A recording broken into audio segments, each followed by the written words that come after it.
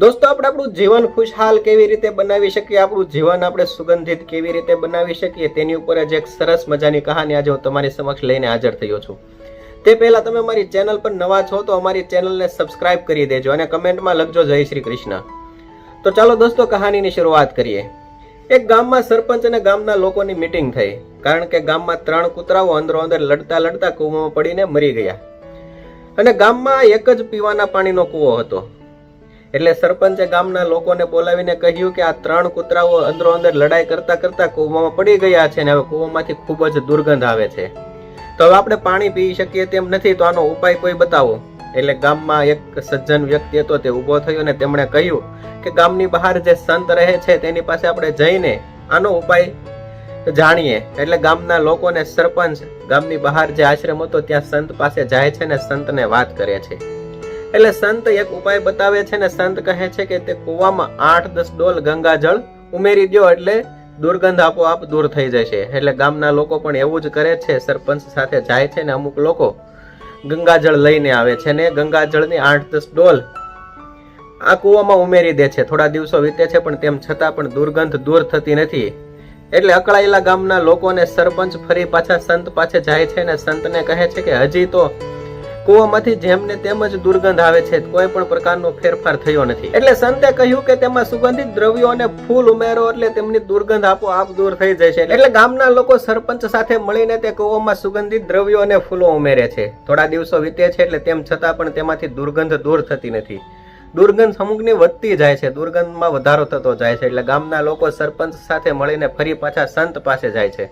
સંતને કહે છે કે અમુકનો દુર્ગંધમાં વધારો થયો, ઓછી થવાની જગ્યાએ વધી। એટલે સંત કહે છે કે તો તમે સત્યનારાયણની કથા કરાવો। એટલે ગામના લોકો સરપંચ સાથે મળીને કૂવા પાસે સત્યનારાયણની કથા કરાવે છે।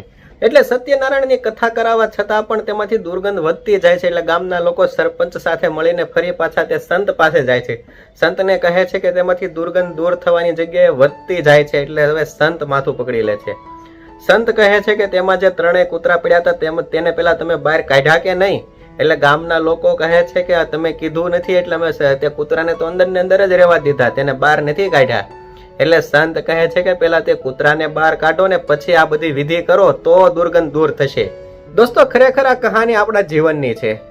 આ કહાનીમાં જે આપણે ગામ દર્શાવ્યું હતું તે આપણું શરીર છે અને જે 3 કૂતરાઓ જે અંદરો અંદર લડાઈ કરતા કરતા જે મરી ગયા કૂવામાં પડીને, તે કામ, ક્રોધ અને લોભ છે।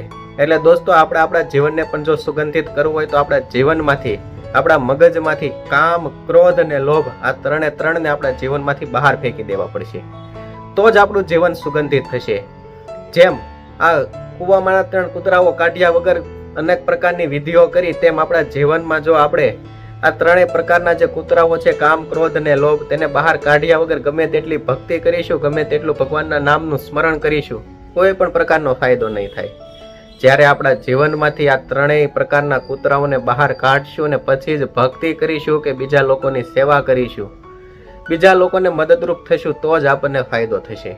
બાકી આ 3ને આપણા જીવનમાં હશે, કામ હશે, ક્રોધ હશે, લોભ હશે અને ગમે તેટલી સેવા કરીશું, ભગવાનના નામનું સ્મરણ કરીશું, ગમે તેટલા મંદિરે જશું, કોઈ પણ પ્રકારનો ફાયદો નહીં થાય દોસ્તો। એટલે દોસ્તો આ 3 પ્રકારના કૂતરાઓને આપણે જીવનમાંથી બહાર કાઢવો તે જ આ કહાનીમાં શીખવ્યું છે। દોસ્તો તમને કહાની સારી લાગી હોય તો કમેન્ટમાં જય શ્રી કૃષ્ણ લખી દેજો।